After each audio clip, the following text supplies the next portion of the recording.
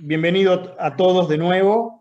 Ahora sí estamos grabando a la reunión del Grupo de Dispositivos Residenciales de Salud Mental de APSA.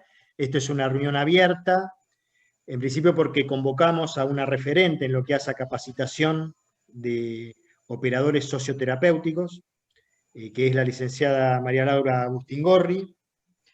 Ella es terapista ocupacional, es profesora regular de la Facultad de Psicología de la Universidad de Buenos Aires, en la materia Teoría y Técnica de Terapia Ocupacional 1 de la carrera de Terapia Ocupacional. Desde el 92 al 2018, terapista ocupacional titular en la Unidad de Internación de Mujeres, en el Hospital de Emergencias Psiquiátricas Torcuato de Alvear. Desde el 2013 hasta el momento de su retiro fue secretaria de Docencia e Investigación a cargo del Comité de Docencia e Investigación del mismo hospital. Desde el 2005 es directora del curso de posgrado de Terapia Ocupacional en Salud Mental del mismo hospital y es miembro permanente del Comité de Ética e Investigación del Hospital de Emergencias Psiquiátricas Torcuato de Alvear. Desde mayo de 2018 es la coordinadora académica de la licenciatura en Terapia Ocupacional de la Facultad de Psicología de la UBA. Desde septiembre de 2019 es la coordinadora del Centro de Rehabilitación y Atención Integral, dependiente del Decanato de la Facultad de Psicología de la Universidad de Buenos Aires. Actualmente es la codirectora del programa de entrenamiento de operadores terapéuticos en salud mental, que depende de la Dirección General de Salud Mental del Gobierno de la Ciudad de Buenos Aires. ¿Sí?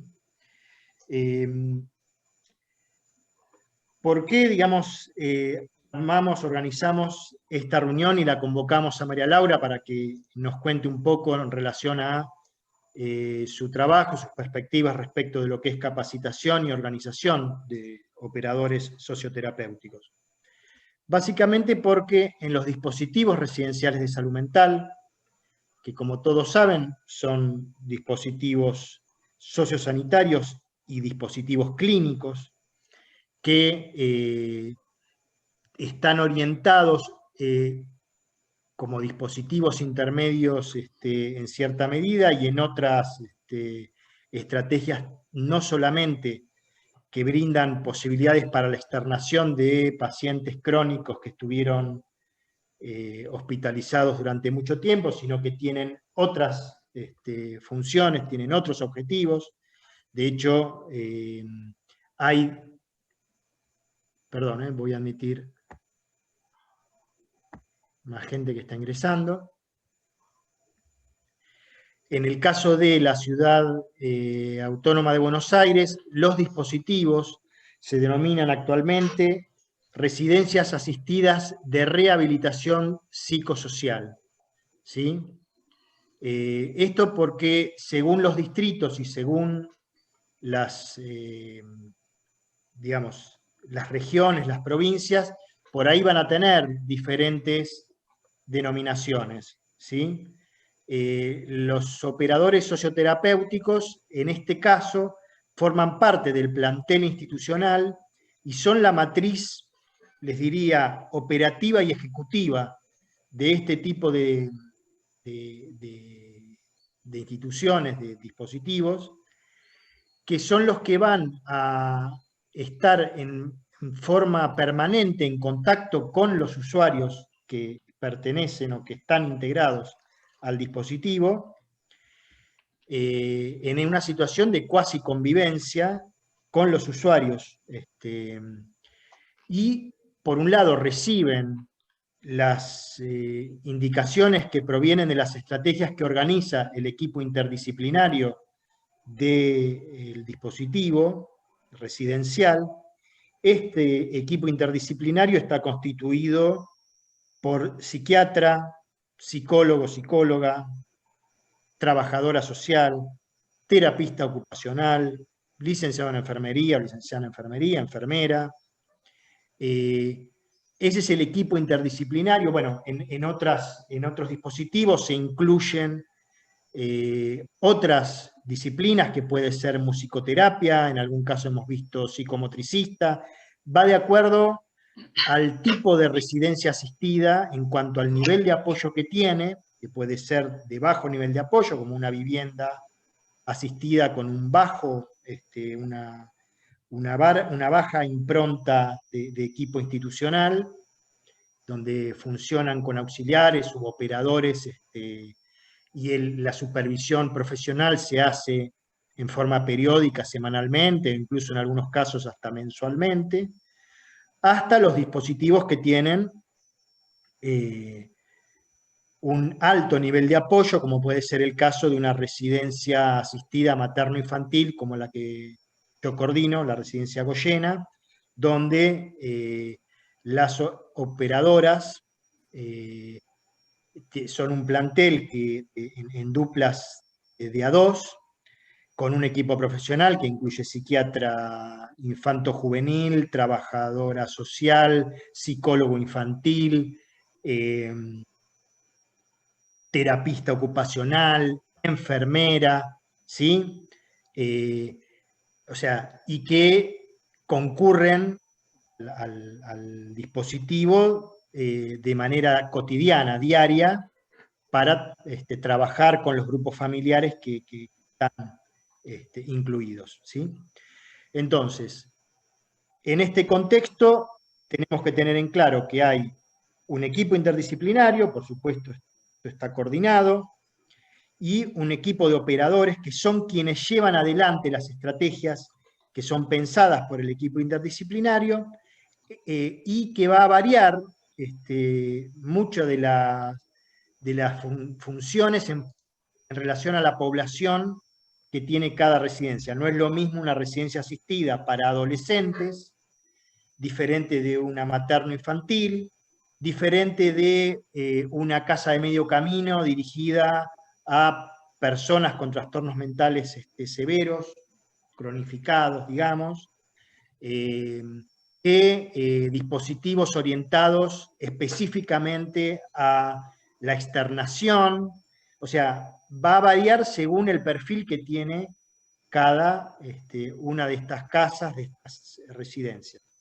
Lo que sí es que va a haber como algunos puntos en común en cuanto a las funciones de los operadores, y en este punto ya le voy a pasar la palabra a María Laura para que ella comience con su exposición. ¿Sí? Bueno, María Laura, bueno, adelante.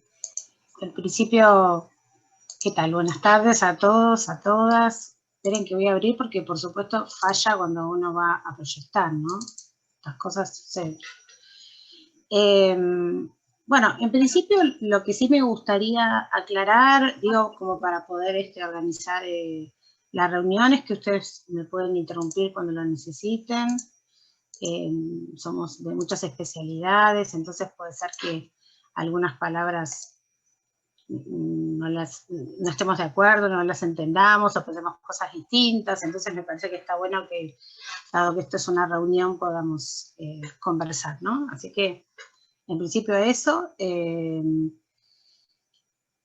A ver, Darío, generoso, como siempre, él me convoca a compartir con ustedes una información que tiene que ver específicamente con lo que yo pienso y lo que el programa piensa en relación a los lineamientos de la capacitación de los operadores terapéuticos. Pero, digamos, yo no voy a contarles a ustedes cómo es el programa, pero, porque sería explicar un programa académico, es medio aburrido, pero comentarles que desde la Dirección General de Salud Mental y bueno, en el marco de la Ley 448, nosotros generamos un programa que en realidad tenía que ver con lo que la ley propone en cuanto a la promoción de la capacitación de todo el personal que desarrolla actividades de salud en los 3 subsectores, y nosotros pensamos que justamente por la importancia de este recurso, nosotros teníamos que dedicarnos en particular a capacitar y a poner en valor a los operadores terapéuticos.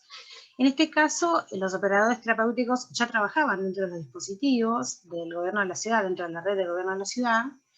Entonces nosotros dirigimos el programa a ellos con la intención de promover y mejorar o actualizar fundamentalmente las competencias clínicas. ¿Por qué? Porque en realidad nosotros necesitábamos pensar en una forma teórico-práctica que desarrollara las competencias clínicas de quienes están en un dispositivo que debe brindar servicios y que estos servicios estén en relación a las necesidades que las personas que están en ellos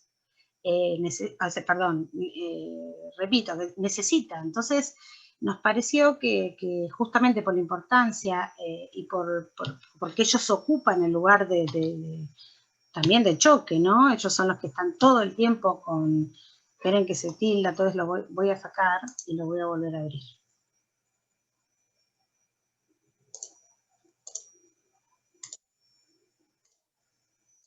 A ver ahí. A ver si toma. No, lo voy a dejar sin... Lo vamos a dejar así. Así va a ser más fácil.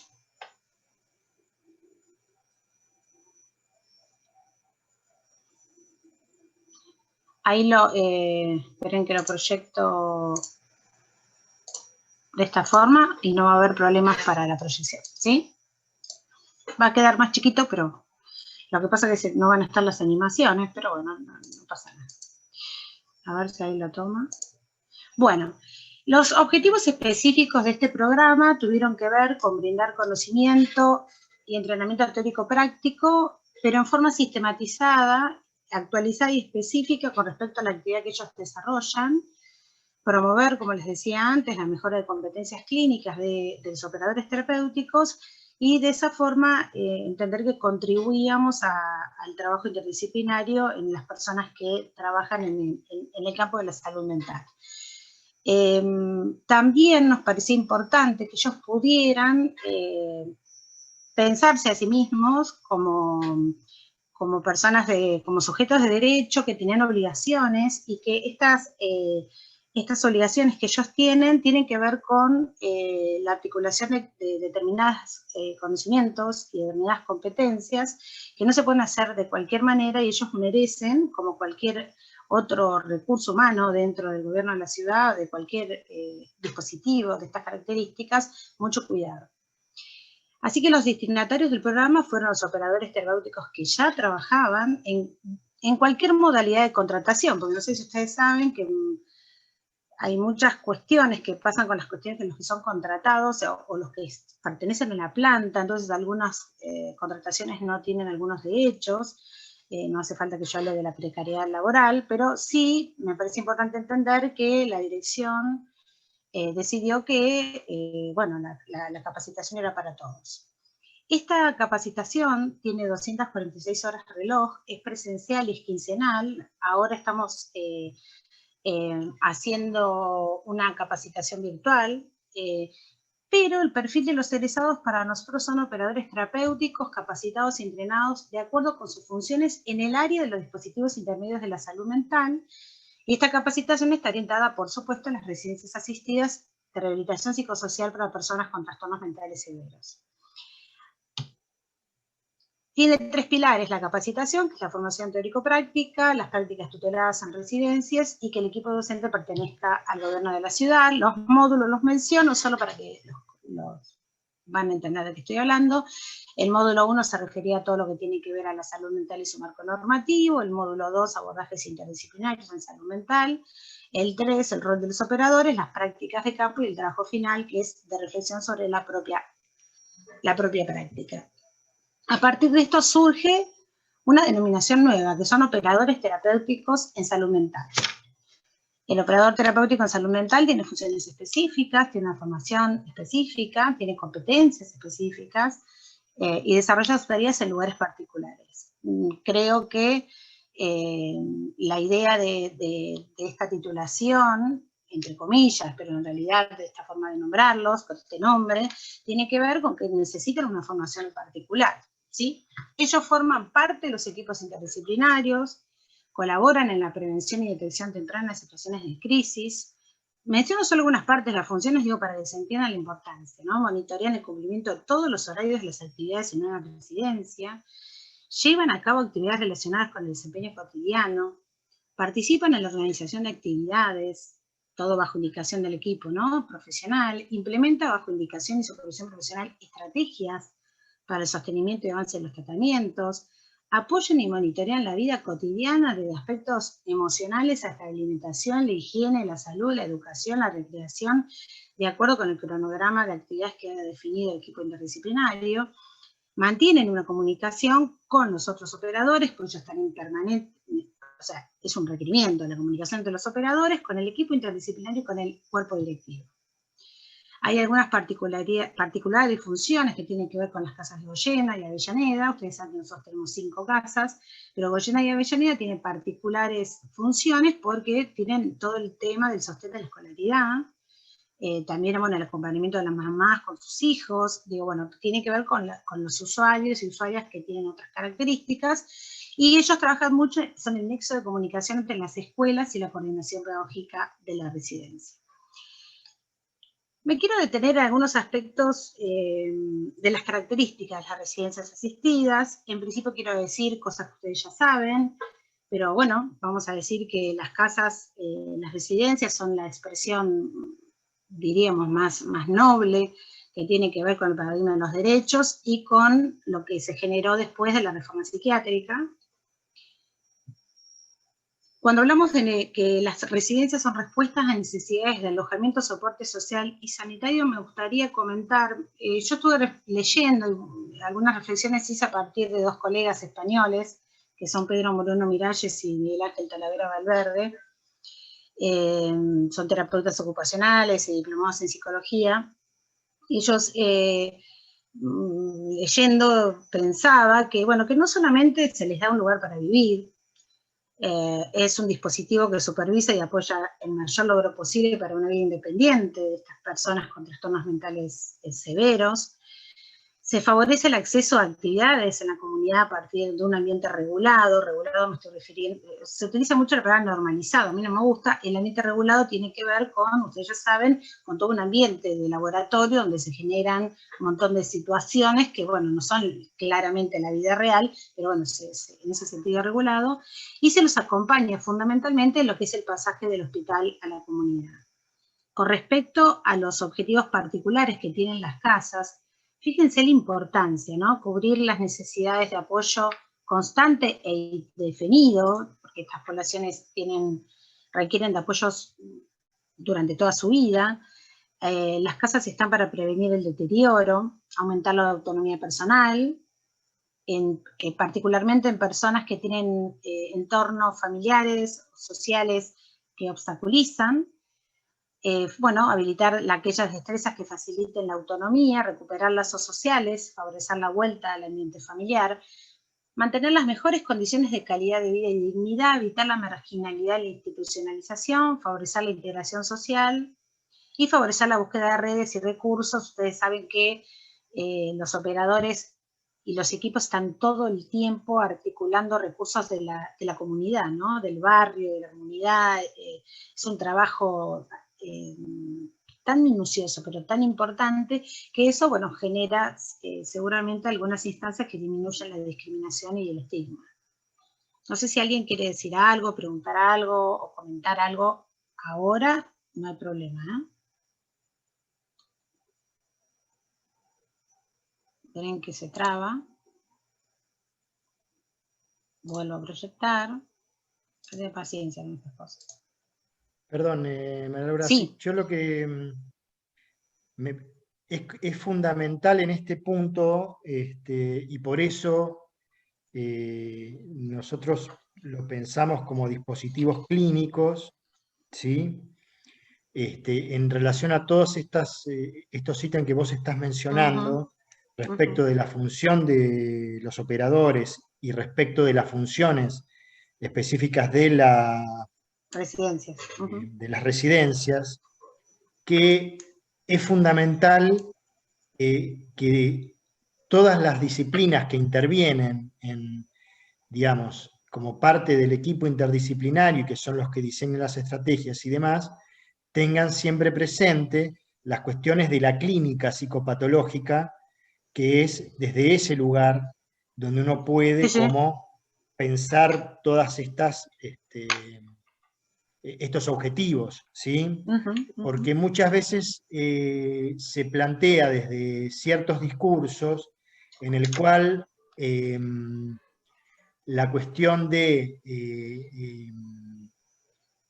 digamos, como de ampliación de derechos por sí sola alcanzaría para la reinserción comunitaria o la inclusión, mejor dicho, comunitaria. Y en realidad esto es fundamental tener en cuenta que se requiere un trabajo específico que en gran medida, cada cual desde su rol lo hace, pero los operadores son quienes lo llevan adelante en el día a día, ¿no? Sí, sí. Eso quería como rescatar. Tengo que salir de nuevo. Con respecto a, bueno, ahora vamos a entrar un poco a cómo son los abordajes, ¿no es cierto? Con lo que querría comentar con respecto al equipo el equipo de trabajo, se menciona al equipo de trabajo multidisciplinario porque está conformado por varios profesionales, una obviedad, pero también por personal técnico, y en este punto estarían los operadores, entre otros. Por supuesto, generalmente cuando uno busca imágenes sobre los equipos de trabajo, siempre están en círculos, todos redonditos, como amorosos, todos parecen como que se llevan bien y todos hacen lo mismo. Y en realidad me pareció, lo encontré ahora y me gustó, porque en realidad fíjense que cada uno aporta un color y todos van hacia una dirección. Y, y pensaba que justamente la modalidad de trabajo tiene que permitir que cada uno desde su especialidad proponga, o de su especificidad proponga lo que tiene que hacer, y todos deben estar coordinados y consensuados, todos estos aspectos consensuados y coordinados con el resto del equipo. El personal técnico forma parte del equipo y lleva a cabo sus funciones desde las indicaciones que recibe, ¿no es cierto? También considero que la cohesión y la coherencia y cómo un equipo funciona tiene que ver, por supuesto, con las personas que los componen. Y también tienen que ver con quienes coordinen y lideren esas tareas. Es un tema para un curso aparte, pero bueno, quería solo mencionar esto, ¿no?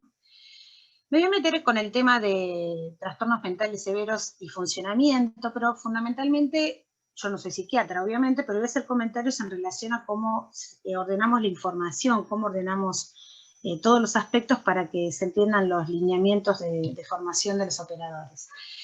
En principio, vamos a decir que un trastorno mental severo no solamente expresa un diagnóstico psiquiátrico, sino que también, de alguna manera, expresa muchas dificultades que las personas tienen en su funcionamiento autónomo y que afecta también a su integración en la comunidad. Pero suponer que las dificultades, o sea, suponer dificultades o limitaciones en el desempeño, en la autonomía de alguien a partir del diagnóstico sería caer en errores. Es decir, nosotros no podemos pensar a partir de un diagnóstico psiquiátrico, o sea, en una relación lineal. Ustedes saben que esta relación lineal está cuestionada en cuanto a una etiología, una patología, o sea, deficiencias y consecuencias. Esto estaría como bastante cuestionado. Nosotros no podríamos suponer la cantidad enorme de limitaciones que una persona puede tener a partir de un diagnóstico psiquiátrico. ¿Por qué? Porque, bueno, un diagnóstico psiquiátrico puede variar de persona en persona. Ustedes ya saben, nosotros conocemos sesgos, pero sin duda no todos los esquizofrénicos son iguales, porque el impacto de los entornos y los contextos relevantes, me voy a limitar solamente a contexto físico, social y actitudinal, pueden impactar en forma facilitadora o como barrera. Entonces podemos pensar que en realidad muchas de las dificultades o limitaciones que las personas tenemos, tienen que ver con los entornos que nosotros, en los entornos en los que nosotros llevamos a cabo nuestras ocupaciones. Es decir, digamos, si yo tengo silla de ruedas y no hay rampa, bueno, mi discapacidad será mayor, y eso no es a consecuencia de que yo no camino, es a consecuencia del entorno. La cuestión social, que tiene que ver con los estigmas, con la discriminación, por las características que yo tengo, y el entorno actitudinal, que es aquellos que son significativos para la persona, la actitud que los demás tienen hacia ellos. Por supuesto que también las limitaciones van a cambiar de acuerdo a la edad de inicio de la enfermedad y el curso de la enfermedad, a los tratamientos recibidos y a los no recibidos, por la historia escolar, por las habilidades, por las destrezas logradas, por las actividades y ocupaciones significativas que ha tenido a lo largo de la vida, por las que no ha tenido, y por un montón de otras características.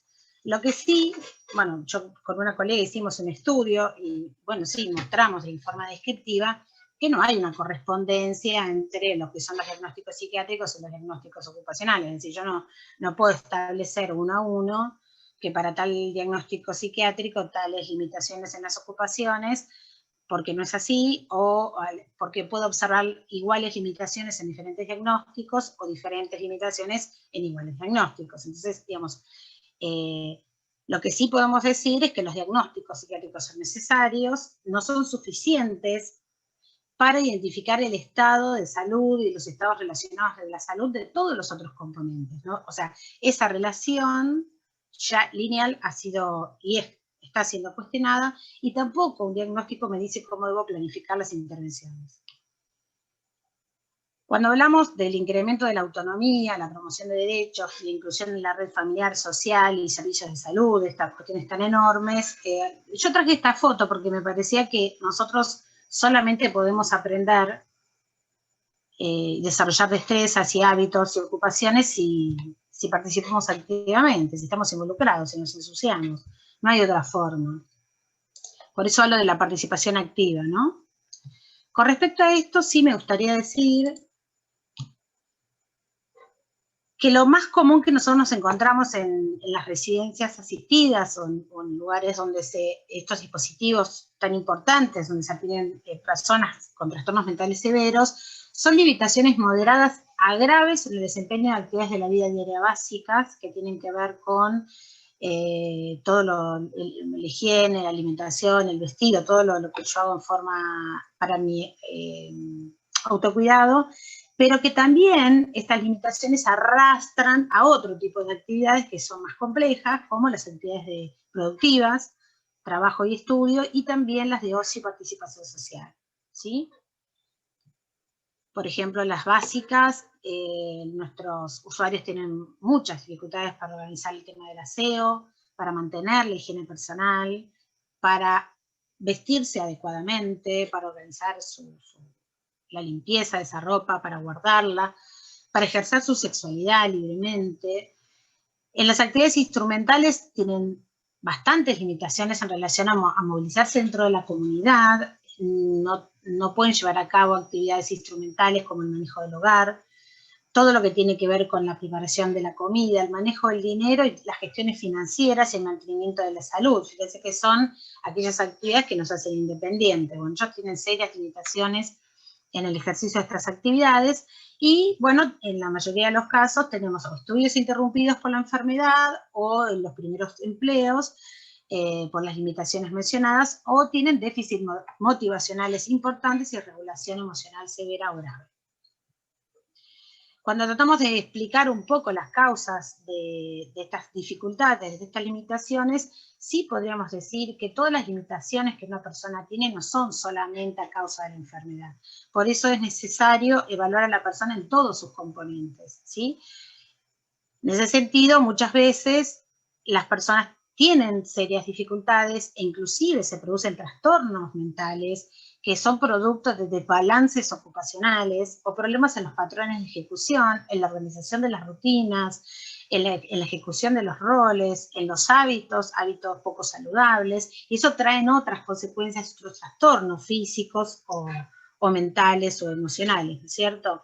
También tenemos situaciones en los patrones de ejecución a consecuencia, como comentaba antes, por los impactos de los diferentes entornos y contextos que tienen las ocupaciones. Las actividades y las ocupaciones se realizan en entornos y los entornos son muy relevantes. No solamente el entorno físico, sino los objetos, el mobiliario, con qué hago las cosas, y esto está en relación también con cuestiones económicas, por supuesto. Las limitaciones que nosotros encontramos en ellos no solamente son que no consiguen trabajo, pero bueno, no pueden elegir un trabajo, tienen dificultades para todo lo que tiene que ver con la orientación vocacional y laboral, con el mantenimiento de un trabajo. O sea, algunos consiguen un trabajo pero no lo mantienen, otros no pueden conseguirlo pero sí podrían mantenerlo, y bueno, y ser consecuentes con la tarea por falta de destrezas prelaborales y muchas destrezas claramente no tienen dificultades para ejecutar una tarea, pero sí para interaccionar con otras personas. Nuestros usuarios tienen dificultades en todo lo que tiene que ver con las demandas de las interacciones sociales y no fracasan por la ejecución de la tarea, fracasan por la interacción con los demás. Bueno, con respecto al ocio y la participación social, bueno, por supuesto que no tienen actividades de ocio y participación social, pero porque, bueno, son claramente actividades que requieren de nosotros motivación intrínseca. Nuestros usuarios tienen trastornos severos de la motivación y desregulación emocional, y hace que, bueno, que no tienen claramente la posibilidad de elegir o disfrutar. Entonces nos encontramos con alteraciones tales como la ausencia de actividades, o si hay presencia de algunas, son actividades pasivas, son actividades de espectador, son domiciliarias, tienen exceso de tiempo libre, desbalance ocupacional, mucho tiempo de ocio o tiempo, nosotros llamamos el tiempo vacío, ¿no? Por desregulación emocional, y bueno, por falta de habilidades sociales o por limitaciones económicas y estigmatización. Tengan en cuenta que para llevar a cabo las habilidades de tipo libre esparcimiento hay algunos requerimientos operativos y económicos que no son para despreciar. Con respecto a las actividades o al programa que en general ofrece actividades, voy a mencionar algunas, hay un montón de actividades posibles en una residencia que se pueden llevar a cabo, que bueno, justamente son las que la mayoría de estas se llevan a cabo, por lo menos en las 5 casas sin duda, como grupos de entrenamiento de actividades básicas, instrumentales, entrenamiento de habilidades sociales, menciono algunas, destrezas prelaborales, exploración y disfrute del tiempo libre, actividades físicas y deportivas, sociales y comunitarias, adaptación en torno al desempeño, estas a veces cuestan más, pero bueno, y educación para la salud mental.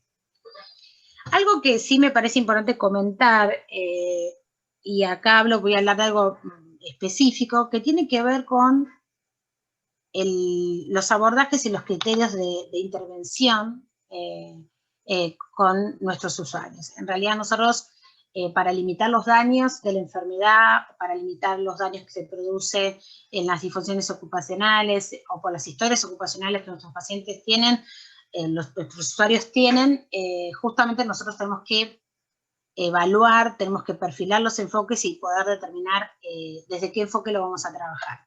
Nosotros en realidad trabajamos básicamente en 2 enfoques que todos conocemos, que tienen que ver con la prevención secundaria y la prevención terciaria. Dependerá mucho claramente del diagnóstico y del momento en el que se encuentra el usuario. Cuando hablamos de mantenimiento y consolidación, estamos hablando de usuarios que han tenido o ejecutan un desempeño satisfactorio. En realidad no son los usuarios que llegan a las casas, ¿sí?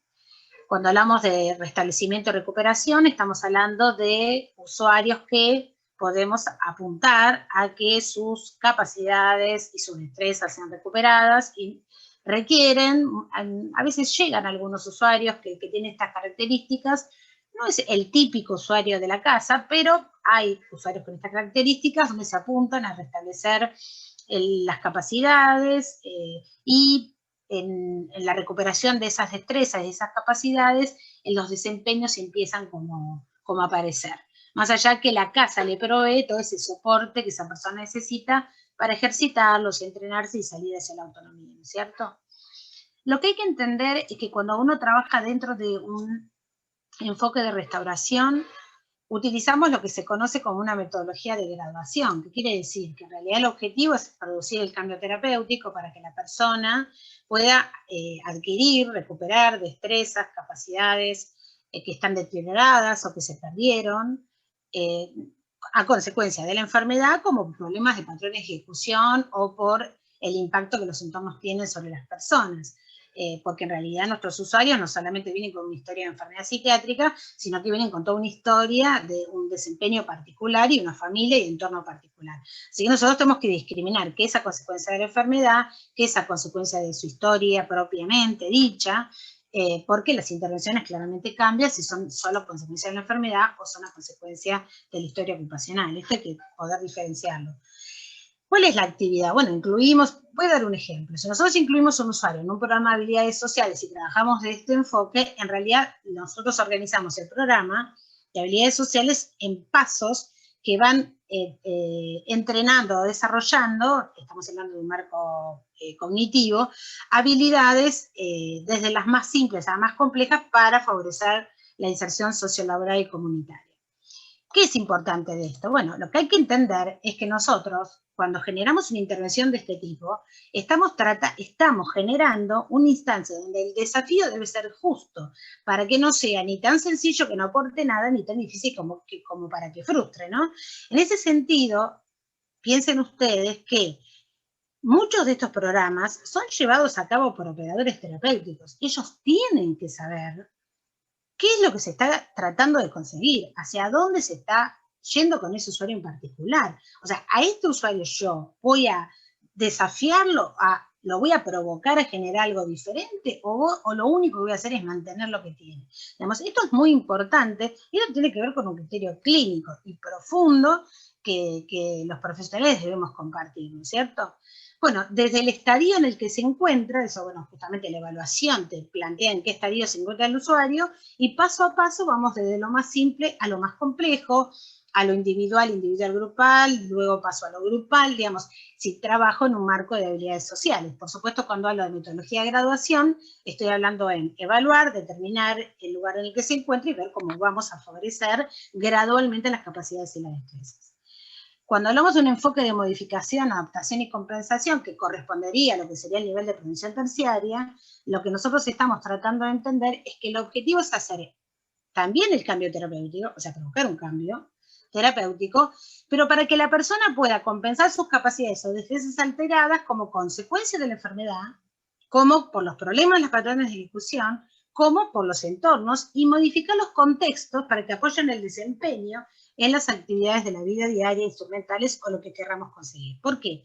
Porque en realidad, cuando uno trabaja de este enfoque, nosotros estamos determinando un paciente crónico, un paciente que muchas de sus capacidades y destrezas no se van a recuperar, ya sabemos que no se van a recuperar, pero sí tenemos que entender que si nosotros no ponemos el entorno social, el entorno físico, las actividades, el desempeño todo a la altura de sus propias capacidades, esa persona no puede mantenerse involucrada con sus actividades.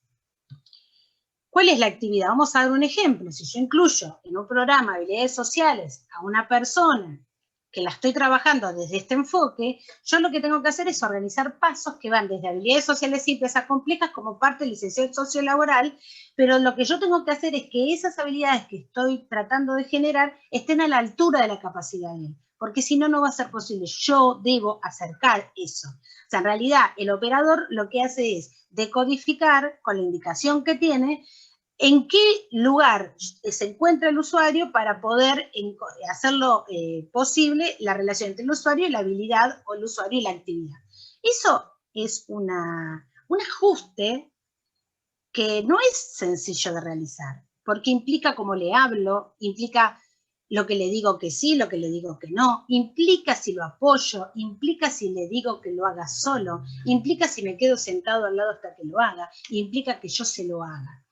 Yo lo que observo es que hay muchas intervenciones que se hacen que no discriminan hacia dónde estamos yendo y cuál es el cambio, cuál es el cambio terapéutico que queremos lograr ni la metodología de intervención. Parece que hay dificultades en entender que los enfoques son diferentes, y en ese punto ahí hay que poder trabajar. Y no hay que trabajar intuitivamente, esto es una ingeniería enorme. ¿Cuál sería la intervención? Bueno, intentar entonces siempre favorecer el desafío justo para el logro buscado, que sería compensar las capacidades o destrezas alteradas que le permitan su reinserción sociolaboral, apoyando al usuario en la búsqueda de entornos que le faciliten su desempeño. O sea, yo no modifico el entorno, lo que hago es con él buscar aquel entorno, aquella actividad, aquella ocupación que él pueda realmente realizar. Porque si yo todo el tiempo favorezco e estimulo que salga a buscar trabajo y no puedo evaluar ese ajuste que requiere, qué características tiene que tener la actividad que favorezco y las características del usuario, yo no trabajo en ese ajuste, puedo provocar que una persona se descompense. Yo me acuerdo siempre cuando un paciente salía de la internación y nos venían y nos contaban, no, ¿sabés que ya salió y consiguió trabajo? Los TO todos nos mirábamos porque diciendo, ¿cómo que ya consiguió trabajo? O sea, es algo que claramente no está en las habilidades de una persona que sale recién de una internación psiquiátrica en emergencia psiquiátrica, ¿no? Esperen que tengo que volver a salir, porque se tilda.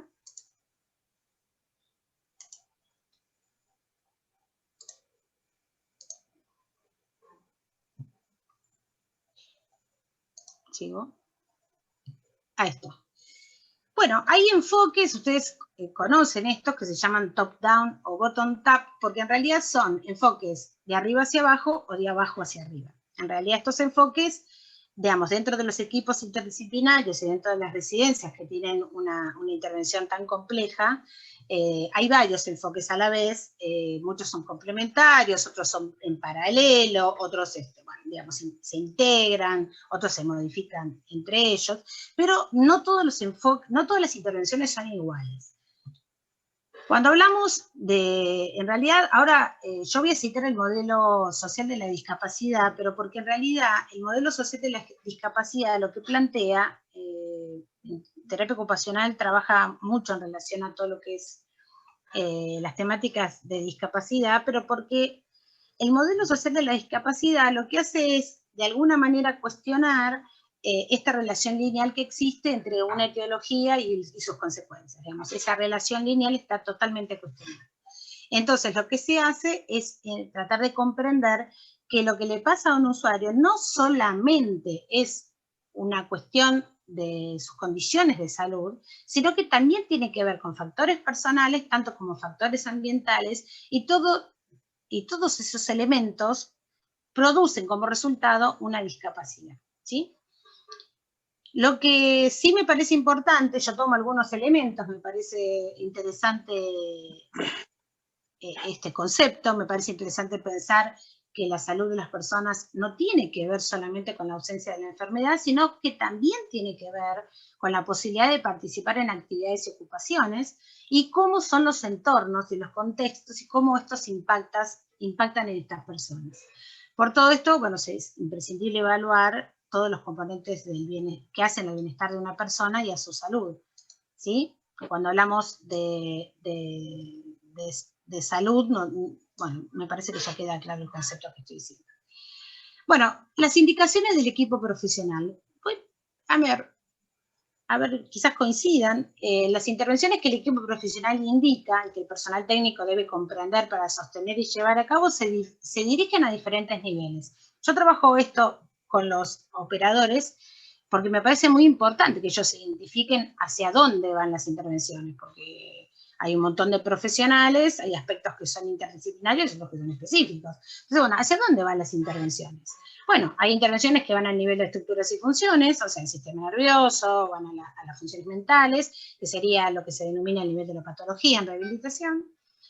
Hay otras intervenciones que van hacia el nivel de los indicadores del funcionamiento, que tienen que ver con los cambios en el nivel de los impedimentos, o sea, lo que nosotros percibimos como los cambios en las funciones. Otras intervenciones van al nivel de las actividades de las ocupaciones, que incluye también habilidades y hábitos automáticos, que es el nivel de la discapacidad, y el último nivel es el nivel de la participación social, que sería, hoy en día se denomina el nivel de las restricciones, antes otrora mencionado como el nivel de las desventajas, ¿no? Que tiene dos aspectos, los roles, o sea, las personas con sus roles, y los entornos, ¿no? Cuando hablamos de un enfoque de abajo hacia arriba, nosotros estamos hablando de las intervenciones que se dirigen a estructuras, sistema nervioso y a funciones mentales y psicológicas, y al nivel de los impedimentos. Es decir, se deben producir cambios en el nivel de los impedimentos. Y en estos usuarios se espera que mínimamente los que están en las casas mantengan los cambios logrados y lo que tiene que ver específicamente con la estabilización psiquiátrica, ¿no? De hecho, ellos viven en las casas, pero tienen su tratamiento por fuera de las casas, ¿no? Pero vamos a tener que estar atentos a los efectos secundarios, y probablemente los efectos secundarios se den cuenta los operadores, no el resto, ¿no? También estos cambios que se producen en las funciones, en el sistema nervioso y en las funciones, producen alivios, impactan positivamente en aquellas limitaciones en el desempeño que son una consecuencia también de la enfermedad. Lógicamente, una persona que recupera el curso de pensamiento, ordena no está disgregado, el curso de pensamiento está ordenado, está orientado en tipo de espacio, ya no delira, no tiene interrupciones, digamos, entre comillas, bueno, necesariamente empieza a organizarse diferente en su conducta. O sea, como hacemos, ¿no? Es como pensamos. Entonces, cuando uno puede desde la medicación ordenar todo el tema de las funciones mentales, lógicamente aparece un ordenamiento en la conducta. Pero sucede que todas las alteraciones en el nivel de actividades y ocupaciones no mejoran necesariamente con la medicación. Hay mucho que no mejora. Con lo cual ahí aparecemos otros y decimos, bueno, entonces, ¿y ahora qué hacemos? Porque esto no parece mejorar. Ni con la psicoterapia, ¿no? Por supuesto. Cuando hablamos del enfoque ocupacional, acá me estoy refiriendo al nivel específico de las actividades, que es un tema muy importante, porque nosotros, más allá de que es un estudio específico, me parece muy importante porque esto es en donde los operadores interactúan mucho con nosotros. Entonces, el enfoque ocupacional tiene que ver con el nivel de las actividades, de las ocupaciones, de las habilidades y los hábitos, así que las intervenciones se dirigen ahí, y tienen que tener en cuenta que están afectan al desempeño del usuario, pero lo que nosotros tenemos que tratar de mantener con un enfoque preventivo es aquellas, o sea, hacemos pie en las habilidades, destrezas y actividades y ocupaciones que sí están, porque el usuario no está todo enfermo, o sea, tiene varios aspectos en los cuales nosotros nos hacemos pie, digamos, en los potenciales, en las cuestiones positivas, no positivo en cuanto a psiquiátrico, sino positivo en cuanto a bueno. Las limitaciones que un usuario puede tener en las actividades instrumentales también pueden deberse, yo voy a mencionar cuestiones que tienen que ver con las actividades, no con la enfermedad. La sobreprotección de la familia muchas veces genera que muchas personas no son independientes, y no por eso derivan en un trastorno mental severo. Así que puede ser que mucho de la dependencia de nuestros usuarios pueda tener que ver con una interrupción que la enfermedad generó, porque no pudo terminar el colegio, porque no interactuó con otros y finalmente no fue independiente, o porque persisten esos ambientes familiares que lo provocan. Que no consiga trabajo, que no mantenga un trabajo, también puede ser porque no sabe organizarse en las tareas, porque lo consigue pero no lo mantiene, porque no se relaciona con otros, o porque también hay estigmas. También puede suceder que tu estigma no sea tu enfermedad psiquiátrica, puede ser que sea tu elección de género, con lo cual puede ser que a vos te estigmaticen, te discriminen por otras elecciones y no por una enfermedad psiquiátrica. Las rutinas se aprenden y nosotros no aprendemos las rutinas de la misma manera. ¿Sí? Entonces, muchas rutinas que nosotros aprendemos en nuestros hogares no son saludables y hay que intervenirlas porque esos aprendizajes no afectan solamente la organización de la rutina, afectan todo. Una rutina no es me levanto, desayuno, almuerzo, salgo, trabajo, ceno, me acuesto. No, las rutinas tienen que ver con la organización temporoespacial, la rutina me permite aprender, la rutina me permite ordenarme, la rutina me enseña lo que es antes, durante y después. La rutina es un organizador natural, ¿sí? Entonces hay que comprender que si las rutinas fueron aprendidas de una manera poco saludable, muchas de las limitaciones que las personas tienen o tenemos tienen que ver con el nivel de actividad y no con la enfermedad. Muchas patologías aparecen sin saber por qué y hay que conocer las contribuciones que las ocupaciones hacen a la salud. Es muy importante estudiarles y comprender que hay muchos trastornos que aparecen por cómo realizamos las ocupaciones. Cuando hablamos de un enfoque de arriba hacia abajo, que es esto lo que hacen las casas en definitiva, lo que nosotros hacemos es intervenir en las relaciones que existen entre las personas y sus entornos. Esto es muy importante, porque lo que nosotros debemos hacer es generar que las personas puedan mantenerse involucradas en sus ocupaciones y puedan así favorecer su inserción sociocomunitaria. Así que las intervenciones que nosotros hagamos dirigidas a los niveles de participación social y ocupaciones no solamente mejoran el desempeño, sino que derraman, y acá vino el derrame, por única vez, porque por el capitalismo nunca llega, pero acá sí, derraman y mejoran las funciones y las estructuras consecuentemente. Porque si yo tengo una muy buena rutina, una muy buena organización cotidiana, yo siempre le digo a los operadores, muchos pacientes siguen teniendo ideas delirantes. Lo que pasa es que cuando nosotros, el usuario tiene una rutina satisfactoria y una muy buena organización, una ingeniería bien pensada, el delirio lo rinconamos. Cuando nosotros tenemos una desorganización, un desbalance y se desajustan, eso va tomando lugar. Entonces, en realidad, lo que nosotros vemos es que, por eso planteo acá, la ingeniería que supone la organización de las rutinas funciona garantizando, o sea, manteniendo las intervenciones dirigidas a funciones y estructuras. Nuestros pacientes son crónicos, van a seguir tomando medicación, así que nosotros necesitamos esa ingeniería, la medicación en dosis bajas, y que los usuarios mejoren y mantengan los logros por largo tiempo. Cuando ellos logran un buen desempeño que los estabiliza, puede ser que consigan desempeños mejores, actividades impensadas, vínculos impensados, desempeños impensados. Y eso va a permitir una reinserción sociocomunitaria particular, porque en realidad la reinserción sociocomunitaria es algo, en definitiva, es algo que le es a la persona y no a nosotros, ¿no? Esto genera, sin duda, se evitan reinternaciones y fundamentalmente limitamos el daño producido por la enfermedad. Bueno, ¿qué lineamientos hay que tener en cuenta en los equipos? Y voy terminando. A mí me parece muy importante tener en cuenta que el equipo profesional y técnico debe tomar conocimiento de los niveles a donde se dirigen las intervenciones de cada miembro del equipo. ¿Cuáles son esas intervenciones? Es decir, ¿cómo creemos que se van a modificar o cómo creemos que se van a producir los cambios terapéuticos? Y tenemos que poder explicitar qué cambios se esperan. O sea, ¿para qué realizamos esas intervenciones? Esta información debe ser compartida fundamentalmente con los operadores terapéuticos. Fundamentalmente. ¿Por qué? Porque si nosotros compartimos la información sobre las indicaciones, los operadores van a poder seguir las indicaciones y van a poder favorecerlas. Y para informar, nosotros pretendemos que los operadores nos informen cuando algo funciona mal. Bueno, ¿qué sabe el operador de qué informar si no sabe lo que funciona bien como va a saber lo que funciona mal? Así que nosotros sí podemos ser claros sobre las indicaciones, ellos van a poder mantener las indicaciones, favorecer las tareas, informar si algo no se cumple por una multiplicidad de factores, y con respecto a los resultados es importante que ellos puedan identificar si los logros se van produciendo o si hay estancamientos o retrocesos o problemas, ¿cierto? Y lo pueden comunicar.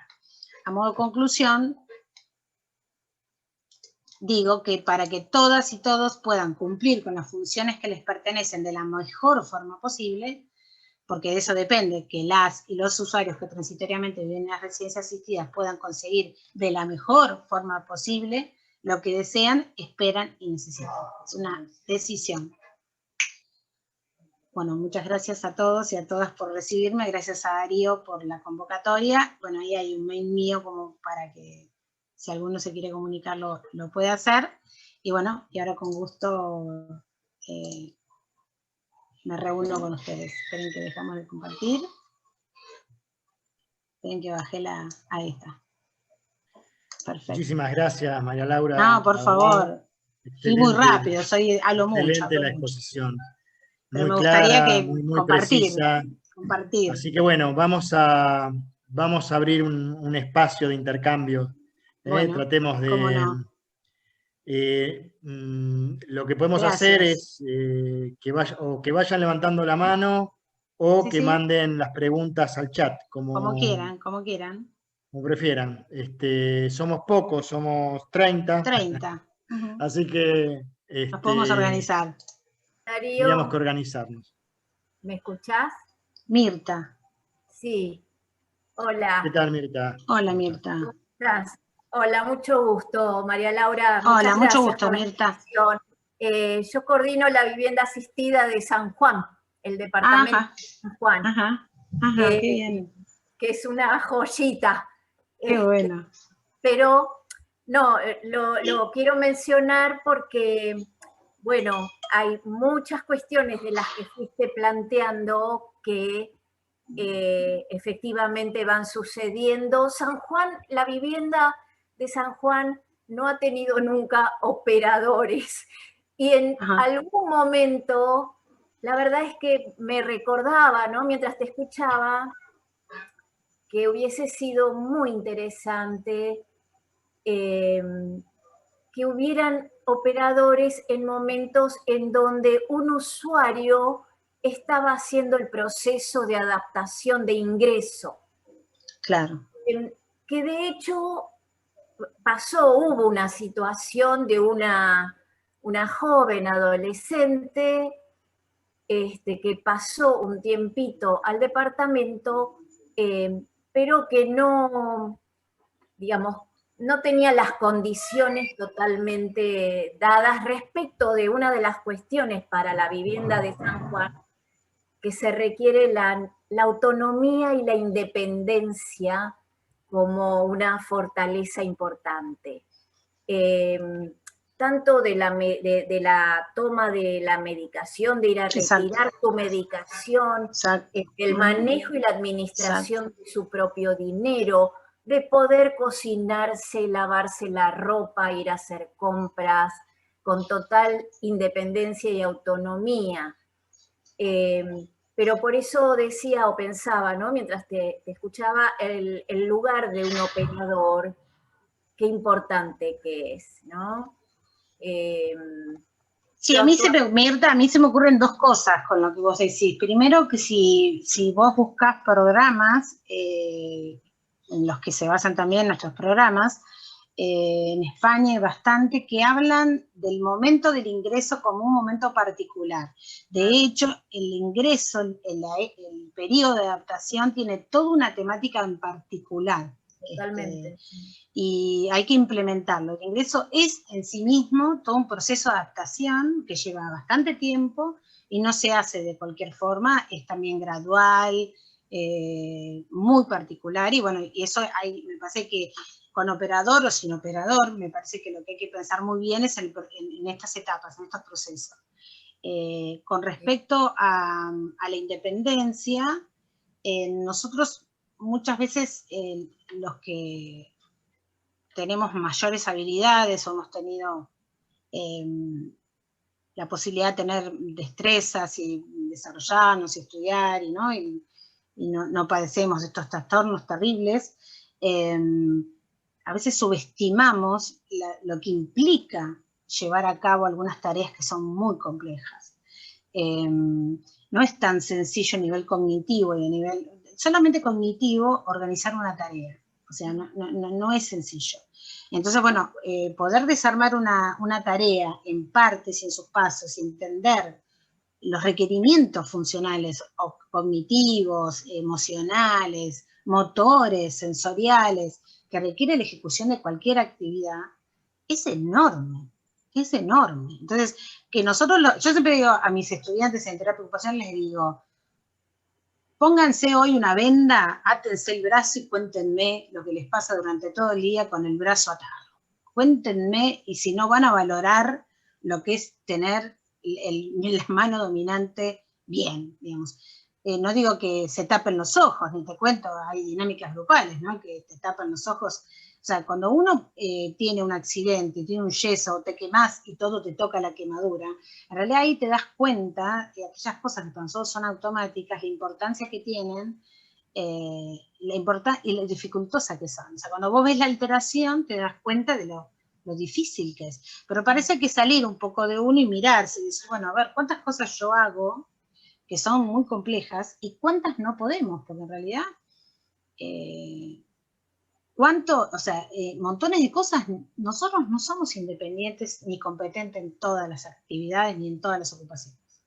De hecho, el 30% de la población, casi el 30% de la población mundial es discapacitada. Y muchos de nosotros lo somos o lo seremos con seguridad, porque vamos a vivir hasta muy grandes y vamos a tener un montón de limitaciones. Entonces, digamos, este nuevo modelo pretende entender que no es el discapacitado, sino que todos tenemos limitaciones. Tiene que ver con ese modelo. Pero bueno, es un tema, por cierto, muy complejo, pero si te fijas en en Artículos de España, todo lo que es el proceso de adaptación merece un capítulo aparte.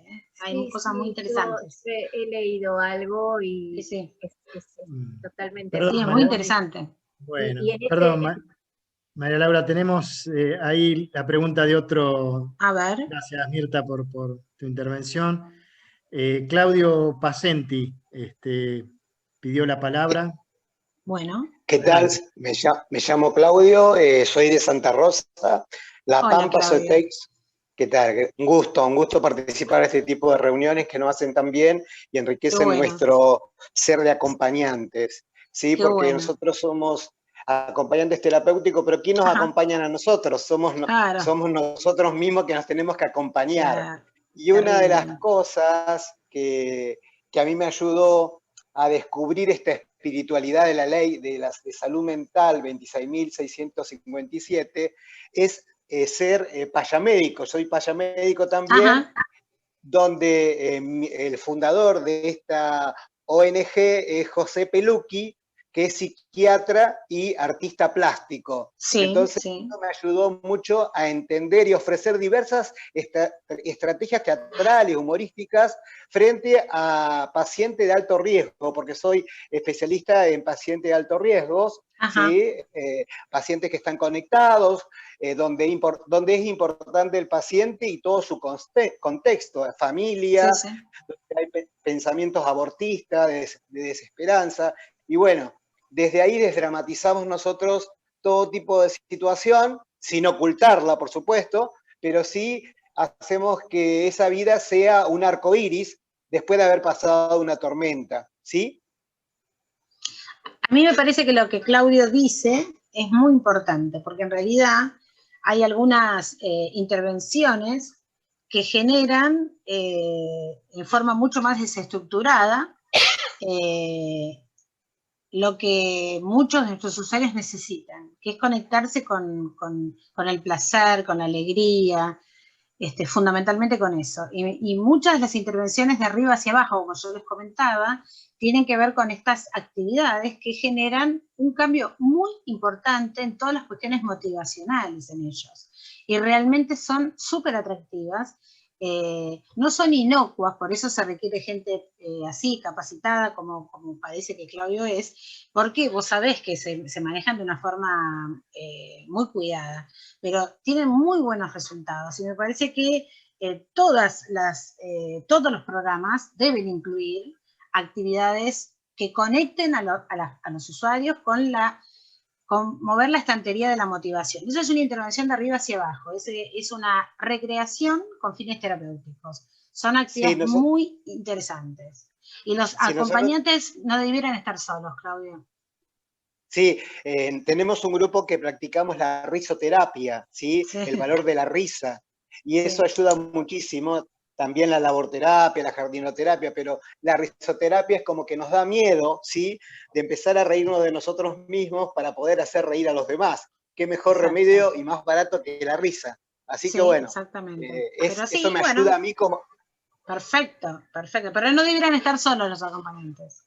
Sí, yo una cosa quería agregar en relación a esto que decía Claudio, porque los operadores trabajan, por un lado, tienen una capacitación específica, como muy bien lo describió María Laura, que tiene que estar, digamos, orientada a su actividad en relación a un programa, en relación a objetivos institucionales. Pero si uno se pone a pensar, además de los conocimientos que adquiere en relación a una capacitación y las posibilidades que adquieren para poder intervenir, hay mucho de las cuestiones de lo personal que se juegan, porque convengamos que los operadores socioterapéuticos tienen una situación de cuasi convivencia con los usuarios. Y en este punto es muy importante que estén acompañados, no solo por una cuestión de supervisión de la tarea desde el punto de vista técnico, sino porque una de las cosas que surgen de esta situación de cuasi convivencia es que muchas veces en esa situación donde pasan largas horas junto con los usuarios, los grupos familiares en el caso de Goyena, puede ocurrir que se generen ciertas situaciones asociadas a lo que produce emocionalmente el trabajo con ese usuario.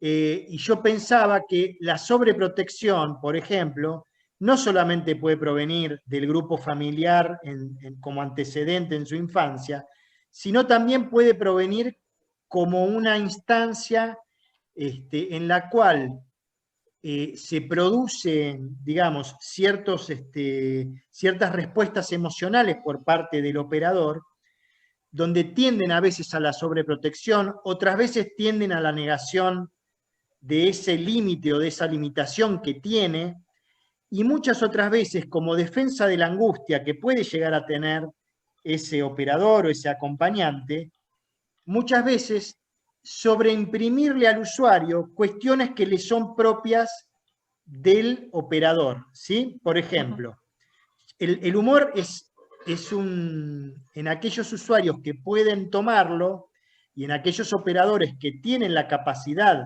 de ponerlo en juego, es una herramienta riquísima, es una herramienta muy útil, pero tiene que estar orientada a generar un beneficio terapéutico de rehabilitación en el usuario, ¿sí?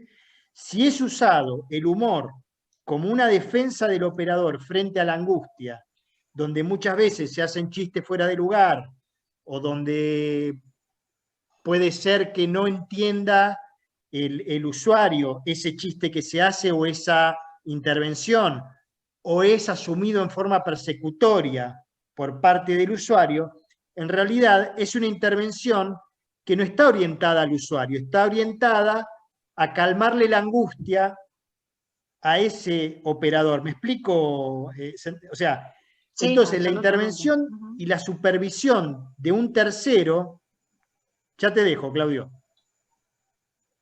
no es solamente para controlar que se sigan las estrategias establecidas por el equipo, sino también para marcar o señalar aquellas situaciones que requieren alguna modificación para no sobreimprimirle al usuario con las cuestiones personales de cada uno. Esto va no solo para el operador o para el acompañante, va para los profesionales también, psiquiatras, psicólogos, porque no estamos exentos de esto. Es mucho el tiempo que se pasa con los usuarios. Y muchas veces se pierde ese encuadre que tiene que estar armado acá adentro. Porque, por ejemplo, pongo otro ejemplo, para salirnos del humor que Claudio va a responder, no es una crítica a tu tarea, Claudio. Estoy señalando cuestiones de procedimientos. Por ejemplo, el profesional que viene después del fin de semana de pasar con su familia ampliada en los tiempos anteriores a la pandemia y que muestra fotos de su celular donde aparecen los tíos, los abuelos, los sobrinos. Mirá qué lindo asado que nos mandamos. Y eso, en una persona, como muchas veces ocurre, con padecimientos mentales severos, con trastornos psiquiátricos severos, que han sido víctimas de abuso o de maltrato al interior de sus familias, o que han sido expulsados, o que se han cortado los lazos, digamos, con sus familiares por distintos motivos. Eso es iatrogénico. Mostrarle, ¿se entiende? Cuestiones de lo personal, esa persona que está trabajando con ese usuario, no porque yo le quiero mostrar el modelo, el ejemplo. No, vos no le estás mostrando ningún ejemplo. Vos estás mostrando algo que es tuyo, que debiera quedar como guardado para no generar una situación iatrogénica para ese paciente, para ese usuario. ¿Se entiende? Por eso es importante la terceridad, bajo la forma de coordinación, bajo la forma de supervisión, bajo la forma de intervenciones de terceros. Después vemos desde qué lugar lo ubicamos, pero es muy importante esto. Claudio, sí, también la teorización y la comprensión de lo que se hace es otra terceridad. ¿no? Comprender, estudiar, pensar, entender qué se está haciendo, hacia dónde se va, por qué se hace esto, por qué no se hace lo otro, es otra terceridad que nos protege y protege al usuario, ¿no? Sí. Antes había una consulta de Ivana en cuanto a la evaluación de funcionalidad de instrumentos sugeridos. En realidad, no hay mucha... no hay mucha adhesión a instrumentos de evaluación funcional. Bueno, hay varios que pensamos que sí. Yo creo que, por ejemplo, todo lo que tiene que ver si trabajas con instrumentales, la escala de Bartel, que está inclusive, está homologada con la clasificación, con la CIF, funciona bastante bien. También pensamos en generar un instrumento interdisciplinario que tenga que ver, tomar escalas mundiales del grado de dependencia, como para tener un registro. A mí me parece que sería súper interesante generar un estudio.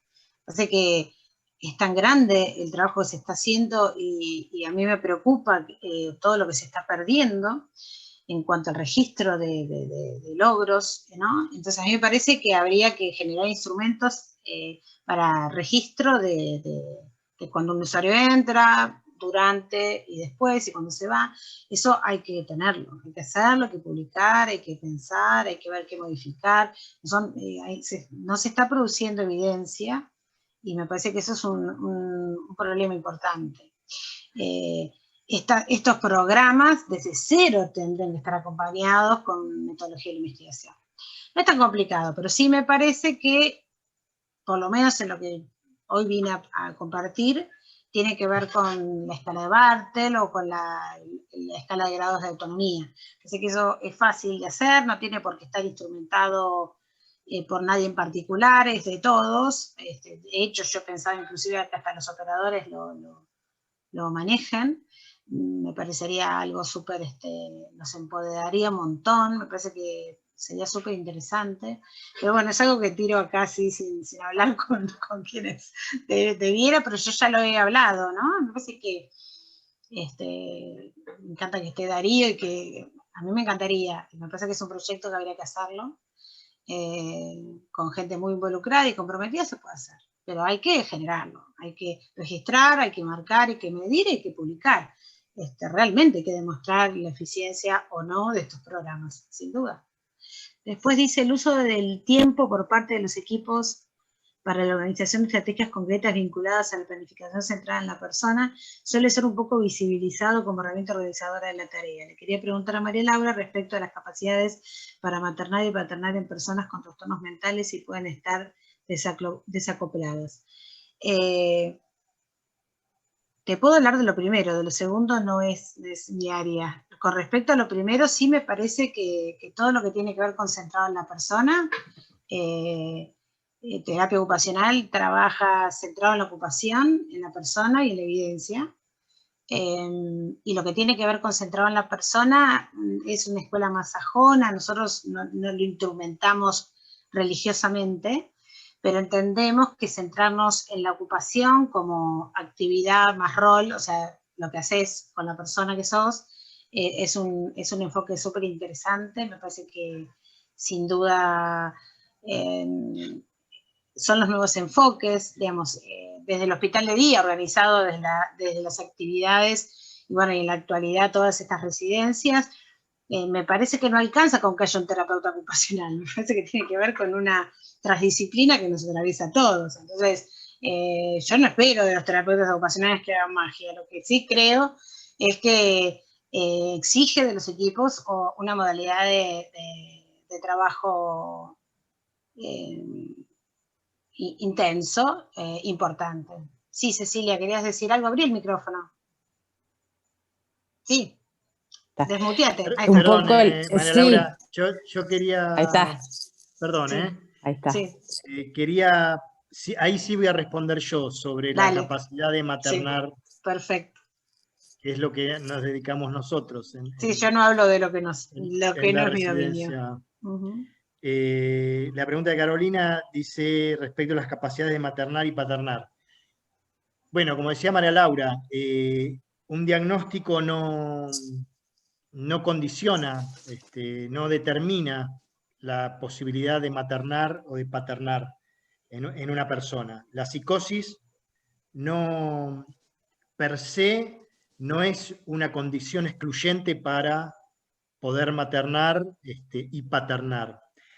Lo que ocurre es que en función del trastorno psiquiátrico de base, primero hay que evaluar las cuestiones que tienen que ver con el vínculo afectivo que establece esa persona con el niño, con el bebé, ver, digamos, porque puede ocurrir que no haya un vínculo afectivo, que no haya condiciones para generar alguna situación de apego. Porque esta es la pregunta que nosotros nos han hecho en más de una audiencia, cuando se pregunta si esta persona con determinado trastorno mental severo, una mujer habitualmente que ha tenido un bebé, está la otra posición, digamos, que es que tiene derecho a maternar y entonces todas tienen que maternar, y ahí tenemos que pensar en lo que requiere el bebé, lo que requiere ese niño. Porque en realidad, si hay vínculo afectivo, si nosotros a la evaluación entendemos que hay un interés por parte de esa persona, de esa mujer, por vincularse afectivamente y tiene un mínimo, digamos, de posibilidades cognitivas y afectivas que le permitan, con un cierto sistema de apoyo, poder brindar los procesos que requiere esa crianza de ese bebé, de ese niño, bueno, adelante. Por supuesto que se puede hacer. Hay otras situaciones en las cuales esto no puede ser. Hay situaciones mucho más severas, para lo cual menciono dos, donde hay una discapacidad, un déficit o una discapacidad intelectual muy severa que no permita un mínimo de pautas de alarma en relación al bebé, esa es una. Y la otra es cuando el bebé o el niño están incorporados en un sistema de producción delirante de esa paciente donde está en un lugar persecutorio ubicado ese niño.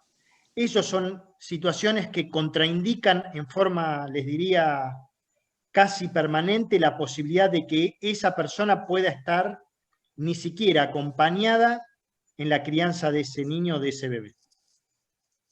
Pero de nuevo, no todas las situaciones son iguales y hay que evaluar el caso por caso. Hay una pregunta de Diego, Darío, porque, y después Nora también hace un comentario en relación a lo que vos decís. Yo quería. Bien. Bueno, sigamos, perdón, porque si no me iba a preguntar, dejar que... Diego. No, estaba Cecilia. Diego hizo una pregunta que estaba en relación a esto, por eso, que era en relación a esto, ¿no, Diego? Muteate. No, usted mencionaba sobre cómo registrar y publicar. ¿A qué se refería con esto? Me estoy refiriendo específicamente a hacer investigación. Me parece que cuando uno genera un dispositivo de estas características, necesariamente hay que ir punteando de cómo las cosas van funcionando. Y en ese punto, si algo sirve o algo hay que modificarlo, hay que publicarlo para darlo a conocer a la comunidad y saber si sirve o no sirve y comunicarlo. Me parece que nosotros, los que trabajamos en ciencia, debemos compartir lo que aprendemos y compartir lo que sirve y lo que no funciona también. O sea que en ese sentido, claro, en el sentido propio de la investigación. ¿Sí? Claro, digamos, yo trabajo hace 3 años en Avellaneda y bueno, como fui tomando notas de algunas situaciones y digamos, eso es lo que yo llevo escribiendo desde 3 años.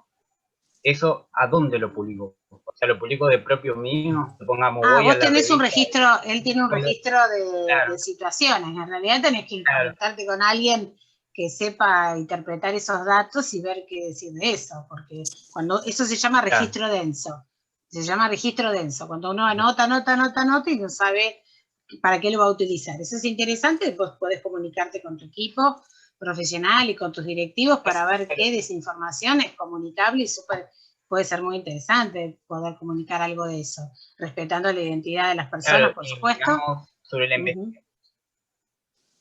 ¿Me entendés? Eso me parece que está sobre bueno la que tu equipo lo conozca y bueno, y ver qué podés comunicar de eso. Perfecto.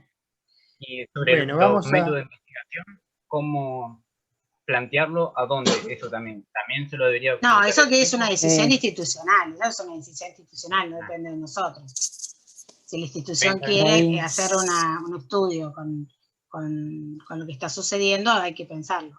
Claro, nosotros, por ejemplo, María Laura, nosotros en Goyena publicamos un trabajo sobre crianza y revinculación. Sí, donde tomamos el modelo de crianza comunitaria y lo cruzamos con determinados modelos teórico-clínicos. Sí, lo conozco en tu trabajo, sí, lo escuché. Pero bueno, eso por ahí podés hablar con los profesionales del equipo para ver quién está interesado y si pudiesen publicar, porque eso es importante, sería importante producir. Sí, sí. Perdón, Cecilia. Con Cecilia que está esperando. Cecilia, no, por ahí, esto que hablábamos de la planificación y un poco en relación a lo que venías planteando, María Laura, yo la observación quizás en esto del tiempo, del uso del tiempo, ¿no? Sabiendo que es una práctica intensa, en el recorrido, ¿no? del funcionamiento de los equipos, por ahí, lo que he observado es como cierta falta, o como de, no sé si es de práctica en el ejercicio, que quizás desde tu experiencia es más común, pero a la hora de explicar al operador o al recurso, al apoyo, hay como una solución de continuidad entre la clínica del equipo y cómo hacer para que el operador, digamos, lleve a cabo el objetivo, que quizás se entiende de entrada, pero muchas veces se pierde la continuidad del proceso, ¿no? O sea, como una dilución en los objetivos. Yo te entiendo. Mirá, Cecilia, yo les comento. Yo estuve trabajando en un equipo en la sala de mujeres del Hospital Alvear. Los enfermeros, en otra época hablo, no querían formar en vivo parte del equipo, no querían ir a las reuniones de equipo. Entonces, para nosotros la información y todo lo que ellos sabían, para nosotros era fundamental. O sea, entonces nosotros necesitábamos interactuar con ellos. Entonces hacemos unas reuniones semanales con ellos. Yo me reuní durante 12 años, pero 12 años, todas las semanas. Siempre. No hubo, pero ni que se inundara Buenos Aires, nosotros dejábamos de hacer esa reunión. En un momento éramos varios, después terminamos en el jefe de sala y yo, y si no estaba él, estaba yo. Es más, no nos tomábamos vacaciones para no suspender las reuniones con enfermería. O sea, tenía que ver con el valor que para nosotros tenía enfermería. Ellos sabían perfectamente, pero denunciaban como su propia limitación. Ellos no querían participar en las reuniones de equipo. Yo podía comprender por qué, no importa las razones. Pero en ese momento consideramos que era importante trabajar con ellos de ese modo. Yo me reuní 12 años todas las semanas. Bien. O sea, a mí me parece que para poder trabajar en forma integrada hay que generar el encuentro y sostenerlo todas las semanas. Claro. No hay forma de dar una indicación y que la indicación se sostenga si no nos volvemos a ver la otra semana y volvemos a hablar de eso y volvemos a hablar de eso. No hay otra forma. Hay que reunirse todas las semanas. Es más, yo creo que hay equipos que tienen que elegir a su mejor miembro, que tenga la mejor, o sea, que valore el rol del operador, y esa persona es la que se tiene que reunir con los operadores. No hace falta. Bien. Yo creo que la reunión de equipo de profesionales donde hay operadores no alcanza. A mí me parece que hay que tener una reunión con ellos en particular y siempre, en forma continua, pero quien haga ese trabajo tiene que ser quien valore enormemente ese rol. No hay otra forma. Ni quien lo... O sea, es así. Perfecto. Darío trabaja con los operadores como trabaja porque él los valora. es así. No, eso no se presta, no se regala. Uno valora o no valora.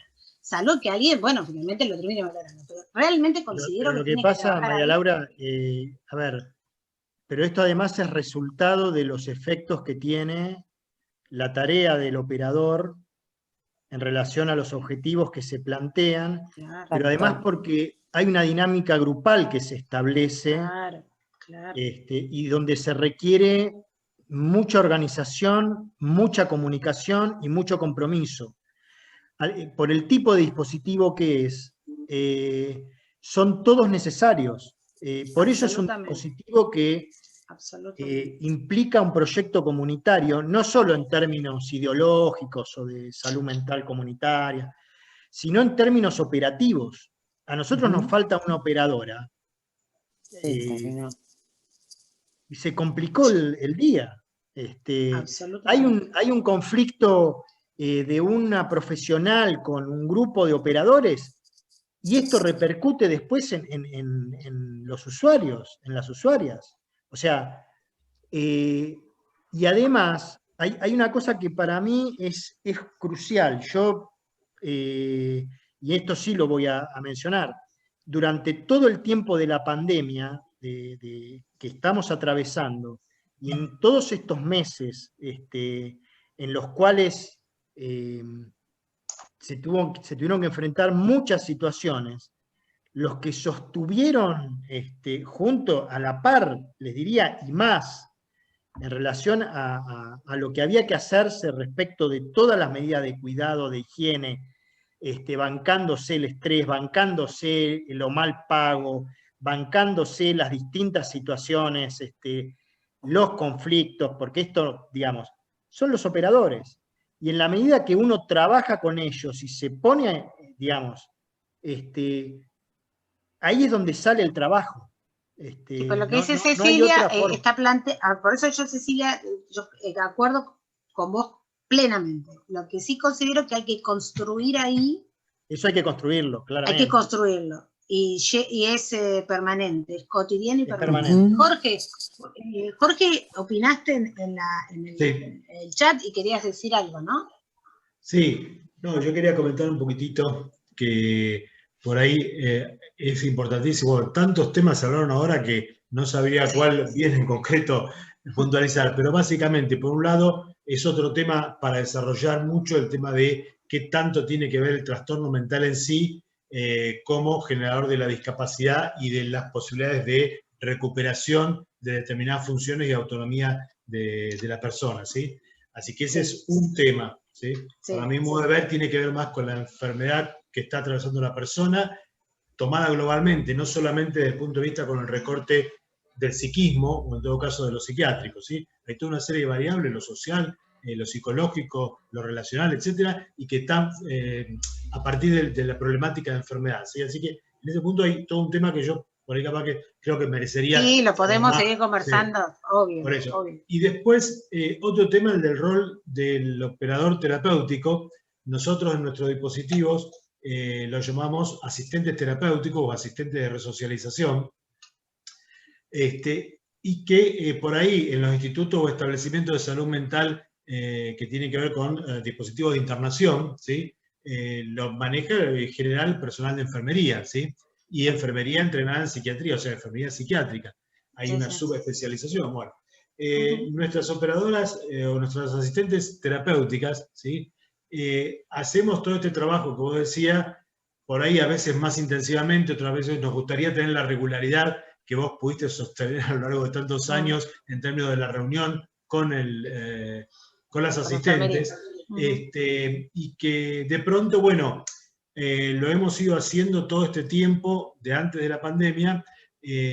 Lo hacía yo personalmente a través de, bueno, en el cambio de turno, ¿sí? Bueno, estar ahí con ellas, sentarme, es la hora en con la cual la mayoría o casi todos los residentes o están durmiendo la siesta o están haciendo actividades en el ambulatorio. Por lo tanto, nos permitía poder dialogar con las chicas y trabajar los diferentes temas, ver qué novedades, qué estrategias.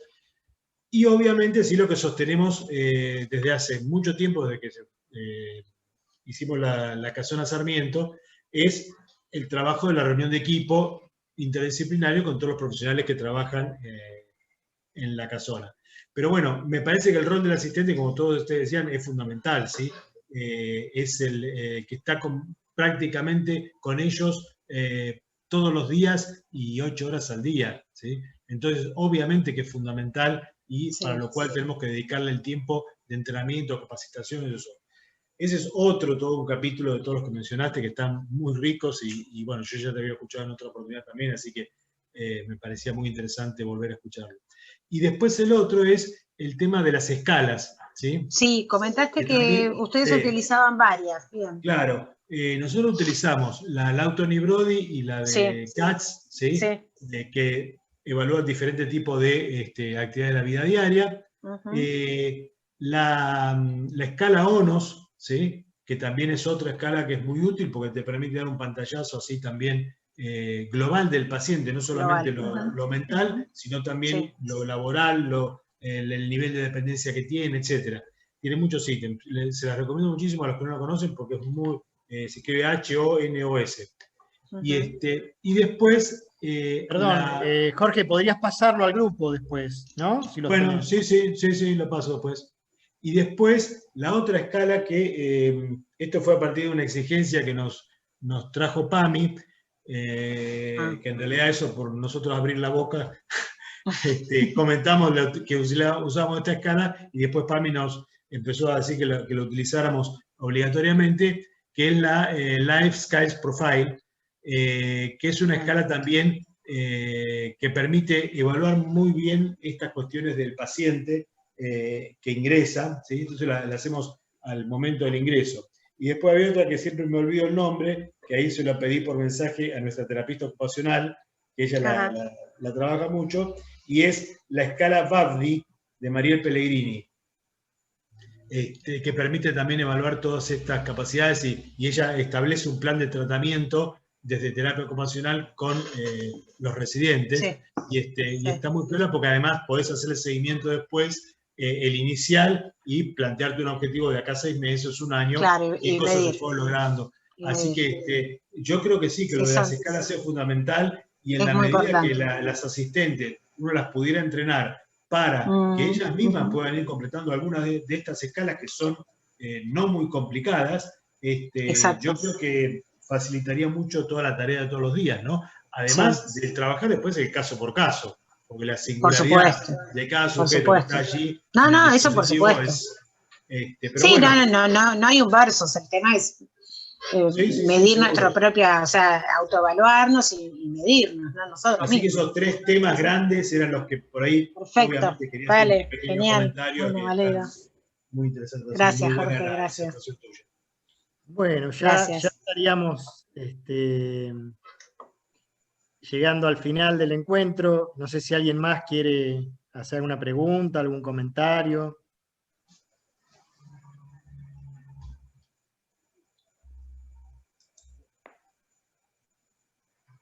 Ahí te piden las escalas. Yo ahí anoté el mail. Sí, el mail del grupo de ustedes. El mail del grupo de trabajo de dispositivos, para que cualquier cosa. Bárbaro. Nosotros, después, bueno, si vos, María Laura, te parece, podemos partir la presentación del PowerPoint, si se puede. Sí, como no, sí, ahora se las paso a PDF y te la mando, porque está pesadita. La convierto y te la paso. Así o mandámelo directamente, yo lo convierto, no hay problema con eso. Bueno, no hay problema, perfecto. Y después, bueno, si Jorge también va a contribuir con las escalas. Sí, genial.